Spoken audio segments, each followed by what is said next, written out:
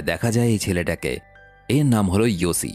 Yossi ৩ বছর আর্মিতে কাজ করে ১৯৮০ সালে ইসরায়েল ছেড়ে চলে আসে। কারণ সে ঘর সংসার বা চাকরি করে আর ৫ জন ছেলের মতো জীবন কাটাতে চায়নি। তার জীবনের মূল লক্ষ্য ছিল অ্যাডভেঞ্চার। অজানা রহস্য উদ্ধার করা ছিল তার অন্যতম শখ বা জীবনের উদ্দেশ্য। এই উদ্দেশ্যেই ইয়োসি রওনা দেয় দক্ষিণ আমেরিকার বলিভিয়ার উদ্দেশ্যে। এখানে তার দেখা হয় মার্কাস নামে একজনের সাথে। মার্কাস একজন স্কুল টিচার এবং খুবই হাসিখুশি একজন মানুষ। প্রথম আলাপে ইয়োসি এবং মার্কাস খুব ভালো বন্ধু হয়ে যায়। এরপর তারা দুজনেই একসাথে ঘুরতে থাকে এবং এভাবেই একদিন ঘুরতে ঘুরতে মার্কাসের সঙ্গে দেখা হয় তার বন্ধু কেভিনের। কেভিন একজন ফটোগ্রাফার, ওয়াইল্ড লাইফ ফটোগ্রাফার, যারা কিনা গভীর জঙ্গল টঙ্গলে ফটো তোলে। এরপর তাদের ৩ জনের মধ্যে খুব ভালো বন্ধুত্ব হয়ে যায়। সময় কিন্তু বেশ ভালোই কাটছিল।